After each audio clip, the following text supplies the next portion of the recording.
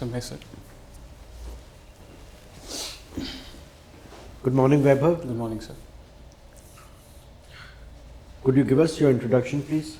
Sir, as you know, my name is Vaibhav Anand Sharma. I was born in Muradabad. It's a city in western Uttar Pradesh. From there, I completed my schooling. Then I went ahead to Noida in JP Institute of Information Technology. I completed my ECE branch engineering there, Electronics and Communication Engineering, which was completed in 2017. After that, I went ahead to pursue a sales career in Mumbai in a firm called Zycus Infotech, sir. And so since 2019, I've been preparing for this exam. Why did you give up that job and think of a career in the civil services? Sir, I wanted to reorient myself for a long-term orientation in my career, and that's when I decided that civil services is a career I would like to pursue. No, but what is it that a civil service career has which other career options do not? Sir, it gives us an opportunity to give back to the society. It gives us an opportunity to bring real-term dividends in society, which are very much necessary. Very basic changes, but very important changes can be brought through civil services, which I feel is unique to the services, sir.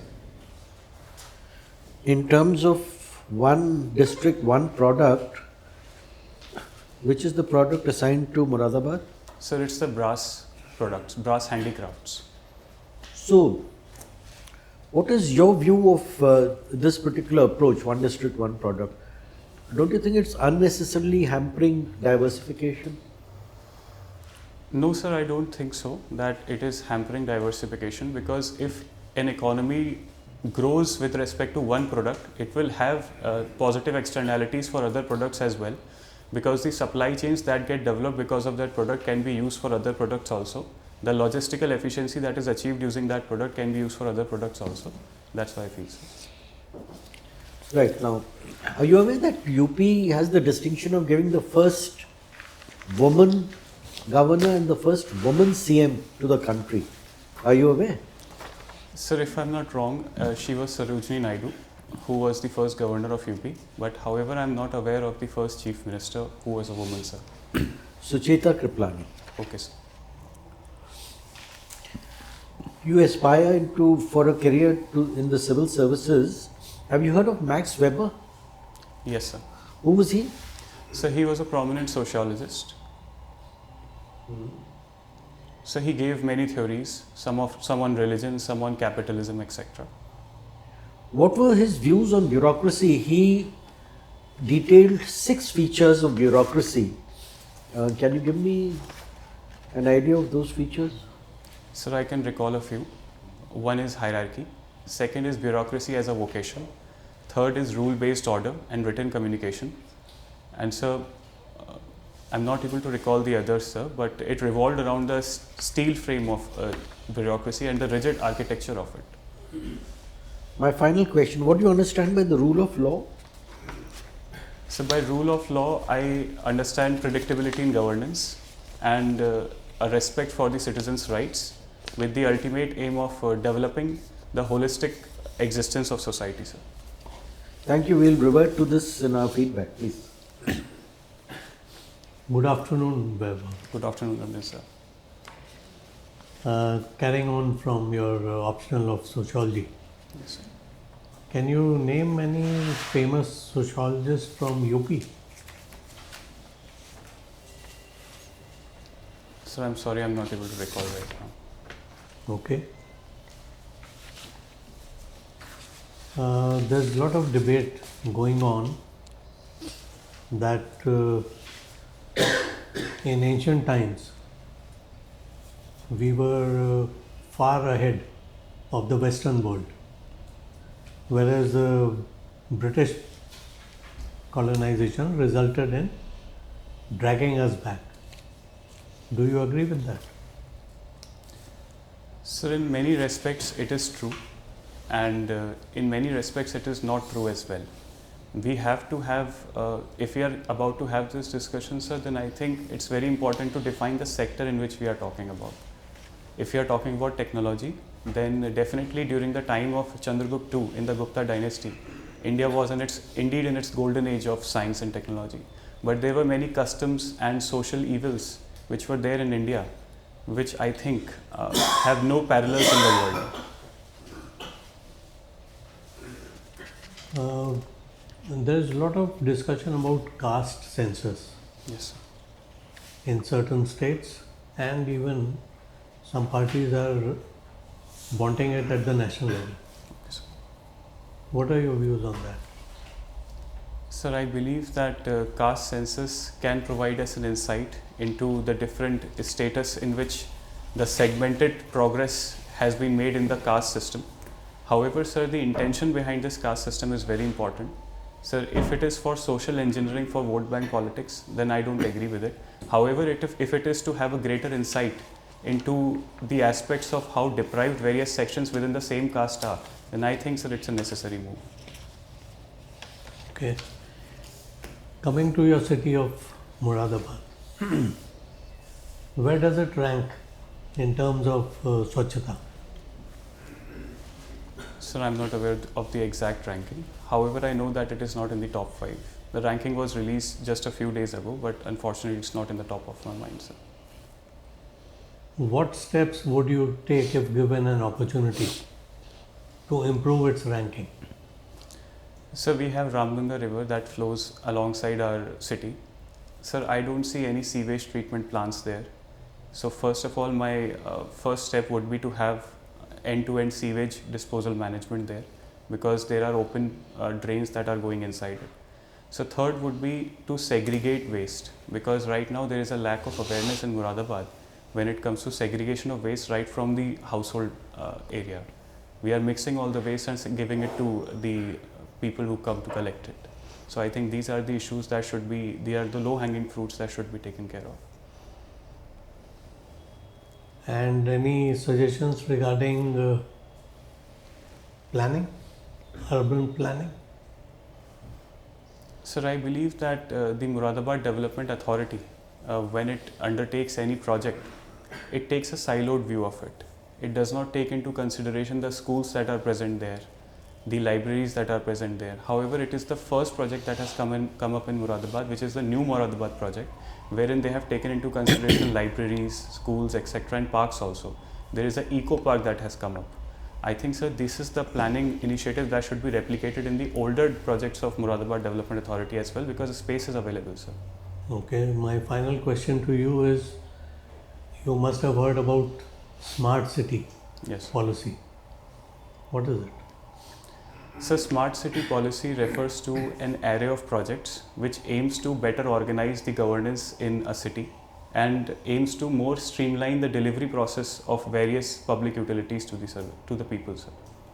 Can you name specific 2, 3? Sir, solar projects I can think of. The street lights in my city that have come up because of the smart city mission, they are solar powered.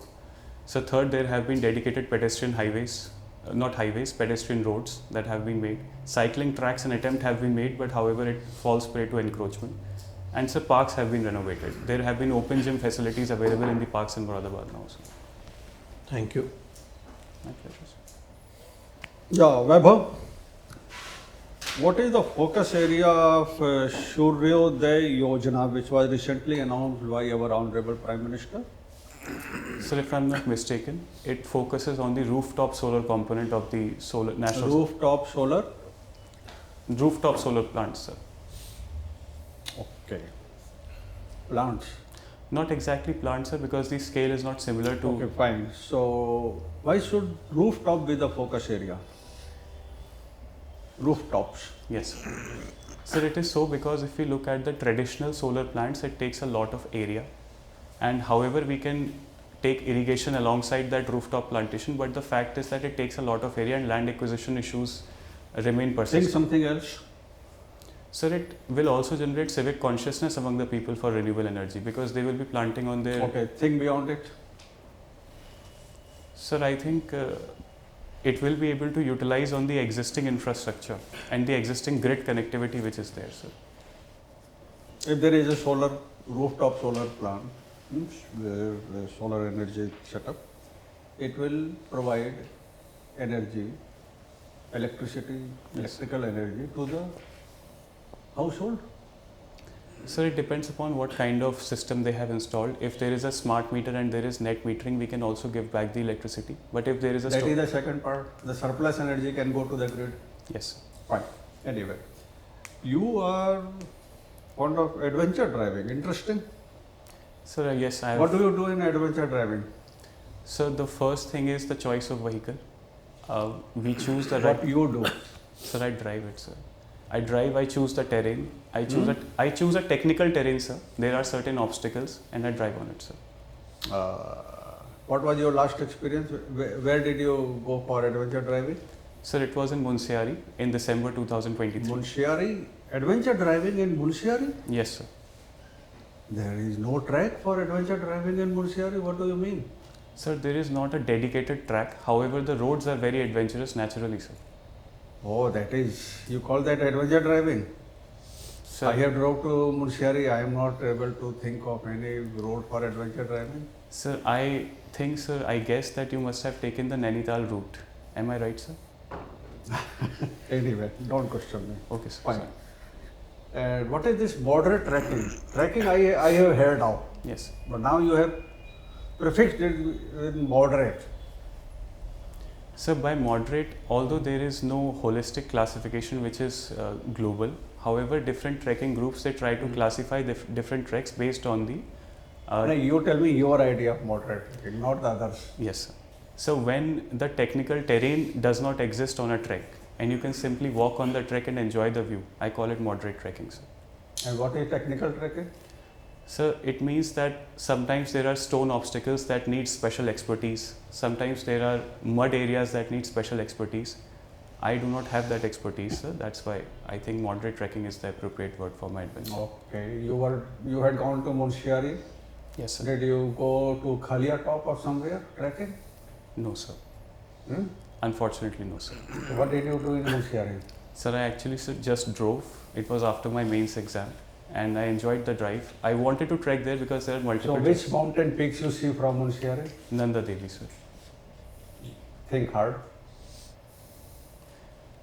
So there were multiple important peaks there. I have to accept that I lack awareness. Anchacholi, Yes, sir. You're right. not Nanda Devi. Hmm? Okay, sir. Okay, please. Welcome, Mr. Vaibhav. See, now Ram temple has been inaugurated. Yes, sir. Apart from the economic benefits, what other benefits we as a country will get in the longer term? Sir, I think, sir, it will be re-cementing the values of Ramayana in the long term. Because personally to me also, the resurgence of the values of Ramayana and the discussions around it, it was rekindled because of the Ram temple debate. So I think, sir, in the longer term for multiple generations, that would be a dividend that we would cherish, sir. Anything else you can think of? Sir, it will also be an architectural marvel. So I think it will be an important case study for the architects in future. And it will also be a good case study for the aspiring candidates who want to study the different architectural aspects of India's traditional heritage. Okay, the UP is a big state. Now, earlier we have experimented to making a smaller states, Bihar, Andhra, even Uttarakhand was carved out. Is there a case to divide UP into 2 or 3 states? If yes, why? What benefit we should get? If no, why? Yes, sir. I have often heard these discussions amongst public that they aspire that UP should be divided. However, sir, there are pros and cons. Sir, with the pros, I would say that the administration can become more focused because the eastern aspect of UP and the western side of UP, they differ in culture, dialect, language and many other aspects. So it would be easier for the administration to understand the pulse of the public. This is the benefit. However, sir, there can be certain negativities also. For example, there are different economies, different districts which provide different kinds of economies. Saharanpur for the wooden handicraft, Muradabad for the brass, aluminium and steel handicraft. Similarly, Bareilly for other kinds of architecture, carpentry. So, sir, these economies can be combined, the logistical efficiency can be combined and these energies can turn into a synergy if there is a big state. However, that will be a little tricky when it comes to a divided state, sir. Okay, see, to tell me what is our share of export in the total world trade? Sir, I think it is around 2%. However, I should be more sure on it. Okay. See, we are talking of becoming Viksit Bharat by 2047. Now, to become a Viksit Bharat, our economy is mostly inward looking. So, how we can tap our potential to become a export giant? What are the areas where we have strength and we want to build on it, and what are the other new areas which we should build on it to become a export hub? Sir, if I talk about services, then I think I was reading a discussion by Mr. Raghuram Rajan, who was the former RBI governor. He said that we should further expand on our services capabilities. We are good in business process outsourcing, and we are also exporting other services like accountancy, etc. So we should capitalize on that and incentivize this sector. And in this sector, sir, the future also lies in artificial intelligence. I think, sir, artificial intelligence provides us a clean slate wherein we can really be at the driving seat in the world instead of catching hold of the already made advancements by the Western world. And, sir, as far as the goods export is concerned, I think, sir, I think in the goods export we need better logistical efficiency. For example, I know the case of Moradabad wherein the traders, they really are concerned about the container shipments and the problems that come with it, sir. But any other, I wanted to have some few areas where will have export edge, as we can become export hub, like items, the manufacturing areas. Could you pinpoint something? Sir, I can share an example from Moradabad. Any other thing apart from what? Sir, I think What are the areas where we are strong and we can become a international supply? Sir, we can be a great automobile exporter, sir. Although our automobile manufacturing is mainly catering to our domestic demand right now, but we can expand it greatly. One area, yes. For example, the Ford automobile is coming back to India, and it primarily focuses on using India as a platform to export to other geographies. Any other area? One or two you can. Sir, I think our apparel manufacturing Yes. can be a great component. Yes. We can tap on it. And so the third is semiconductor exports, I think, is the future. However, we are not already there, but I think it holds us in the future, sir. And another important is pharmaceutical. Yes, sir, definitely. Okay, thank you. Vaibhav, Yes, sir. to what extent are individuals shaped by the society? Give me one positive and one negative example. So the positive example can be that we imbibe the positive qualities of our society. For example, if a society is high on scientific achievements, then it is probable that the individual will also aspire to be a scientist or something in that domain. And sir, in the same line, with the same strength, an individual can also have negative qualities. For example, sir, caste system and untouchability are usually socially learned. Okay. In sociology, conflict theory favors the powerful. True or false? Sir, I think there cannot be a true or false statement as per my understanding here, because many a times the conflict theorists use their perspective to understand the society from the marginalized section's point of view as well. Sir. So it's false, no? It doesn't favor the powerful. Sir, it can favor the powerful also. For example, the libertarian conflict theorists, they think that the capitalists are in a better position to drive the economy and the society. So, sir, it depends upon case to case from my little understanding, sir. Okay. Sociologists say we are born liars. True or false? Sir, again, this is a very definitive statement which cannot be answered from my limited understanding. But I think, sir, sociologists is one breed of explorers who try to bank upon scientific evidence. So I don't think they are born liars, sir. They try to come at conclusion based on strong evidence. Okay. Tell me the things that affect our life chances. Sir, accident of birth, Okay. whether in India particularly, which caste we are born. Yes, agree. Number one. Sir, our own, the social infrastructure that we are best to. Social class. Yes, sir. So third is I think the governance architecture in a country also determines the life chances, sir. ठीक है. So Any more? environment also, I think, is a part which determines the life chances. Any more? So the extent to which globalization has impacted the region in which the person is born. The region is covered already. Yes. Region covers everything, environment and all other things. Okay. Anything apart from this? Any major thing which affect our life chances? So gender, if I'm not wrong. Okay. Can you tell me the role of institutions in our society? Do they perform positive function or just simply favors the powerful? So in some aspects, the institutions also favor the powerful, which is usually the most probable aspect. Because if we look at the marriage as an institution, it favors the patriarchal mindset, Okay. even among the women. There is a concept of bargaining patriarchy. So, however, it can also impact the downtrodden. For example, when educational institutions are reformed and they give new values to the society, then the downtrodden gets a voice, sir. Do you think institution of marriage is dying? So there have been sociologists who argue that we are transcending from a marriage society to a no marriage society, to a divorce society, and then ultimately to a no marriage society. So that is evidenced by the rise of practices like live-in relationships.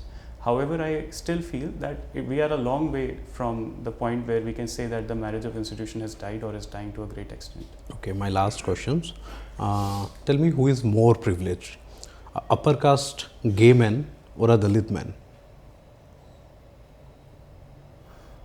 So it's a very tough thing to answer because there are double deprivations in both the aspects. However, I think, sir, there has to be a deeper analysis of this question based upon, are we talking about an urban area, a rural area? Let's say we are talking about urban, in the urban sphere. So in the urban sphere, I feel that a gay man is much deprived than a Dalit person. Okay, and in the rural sphere? So in the rural sphere, the equation can reverse because caste is deeply entrenched, and being a Dalit, I think, is a greater identity curse in the rural areas than urban areas. But Vaibhav, being a gay in rural sphere is very hard, right, as compared to in urban sphere.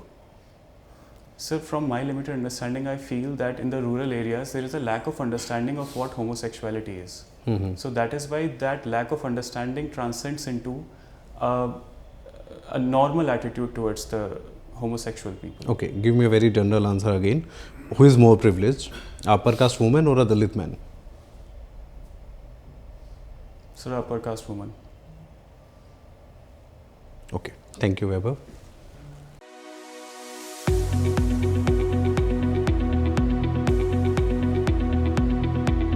When is your interview? So 14th March, 1 p.m. 14 March, right. This is your first appearance before UPSC, right? Yes, sir. How many mocks have you taken? So this is my first offline mock and second overall mock.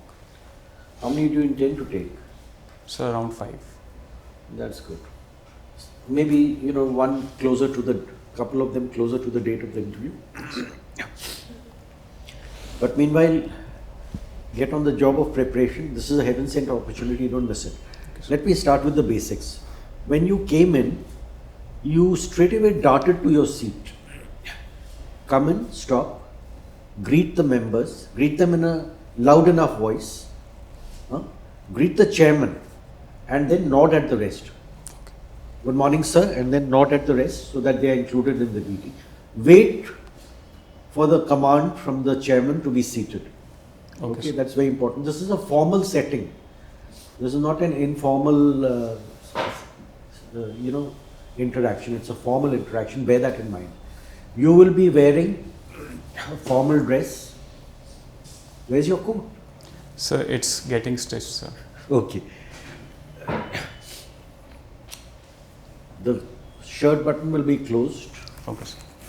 Stand up. Let me see the length of your tie. Way too short. It has to come to the middle of your belt. Okay, sir. Okay, please sit down. Vaibhav, we want you to make an appearance from there as though an officer is striding in. And you have everything going for you. Look at your height, look at your presence, physical presence, personality, everything is on the positive side. So you have to leverage these positives. Now, please don't make the mistake of thinking that this is a test of knowledge. It's not. It's not as though, it's a question quiz kind of session in which you ask 10 questions, you get 7 right, so you get 70%. No. We are assessing your personality on a number of criteria. First is integrity. So don't bluff and don't guess. Then we are looking at conceptual clarity, balanced opinions, lucidity of expression, logical thinking, self-confidence and poise, and your general awareness of yourself, your district, state, nation, and the world. Now, for one thing, completely stop this phrase of yours, from my limited understanding. Tell me one thing, why should a panel want to pick up a candidate who himself is confessing that he has limited understanding? Right? It's self-defeating because it places you in a position of someone who doesn't know his subject. So completely, yeah. And also, okay sir, you keep saying okay sir, this is again formal setting. And if someone gives you some piece of information, you don't say okay sir, you say thank you sir. Okay. The panelists can say okay, but not you. Now I just wanted to highlight the kind of practical tips which you should engage with now. Take about 80 to 100 of these A4 size sheets. Think of the possible questions that are coming your way. They are coming from your DAF, current affairs, subject and job if any. And then build up a question bank. Each topic you master and then reduce it to 4-5 bullet points in order of priority. That way, when you come to the interview room and then sit in front of a mirror and practice and videograph yourself or get someone to videograph you. That will give you that necessary boost of self-confidence that yes, I can handle whatever is thrown at me. Simple thing. Your answers have to be precise, businesslike and to the point. So see to it that when you're doing that exercise in front of a mirror, 75 seconds to 90 seconds, not more than that. Time yourself. And we are looking to see if you have conceptual clarity, so it has to be very, very pointed, your response. You can't just go into a very general kind of, articulation. I'll give you an example. I asked you about the rule of law.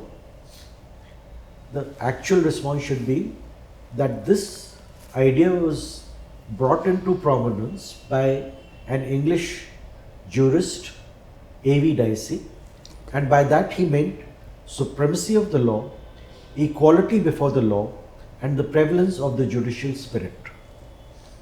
This is not me speaking. This is the first page of Google speaking. Sure, sir. What was your answer?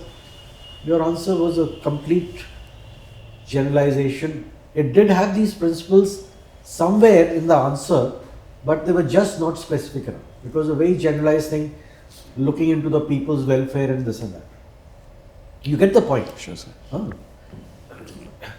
You have everything to gain. This is going to be a life changer for you.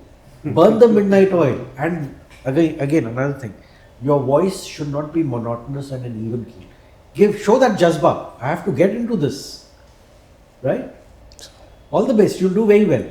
Thank you, sir. Just Go around these lines. 1 minute with him.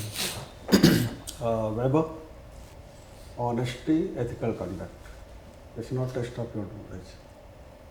Sir. I will take one example from my interaction with you. You claimed that you had gone to Munshari. I asked something and you said I saw Nanda Devi from there. Nanda Devi is not visible from Munshari town. Nowhere in Munshari town. Then I gave you a hint. Did you go to Khalia Top? You said I did not go. If you want to see Nanda Devi, you will have to go up the Khalia Top. You're right, sir. I was looking at the Nanda Devi base camp trek from my restroom. Hmm? I was looking at the Nanda Devi base camp trek, which was available, the view was available from my hotel. And I confused it for Nanda Devi, sir. The base camp trek is... Be very careful. Yes, sir. All right. The peak which you see from Munshiari is Panchachuli, Yes, sir. 5 peaks. And people go to Munshiari to have view of Panchachuli. That is the closest point from where one can see Panchachuli. Yes, sir. Hmm? Then you confronted me, you might have gone to Nainital route. Now don't confront an interview board member where you are yourself not very sure. Sure, sir. Hmm? And never think that if a board member is asking something, he himself is making a wild guess. Understood, sir. He may be knowing much better than you. Yes, sir. So keep these things in mind. Don't take chance with the interview board member. Sure, sir. Huh? It may prove fatal. Hmm? Sure, sir. आपको वहाँ explanation देने का मौका नहीं होगा जो अभी आपने मुझको एक्सप्लेनेशन दिया कि मैं देख रहा था नंदा देवी बेस कैंप का रूट. True. और ये जैसे ही एक इम्प्रेशन होगा ना कि आपने ब्लफ किया वो निगेटिव मार्किंग हो जाएगी. True. All the best. Thank you, sir. All the best. Thank All you, the sir. best. Best of luck. Thanks.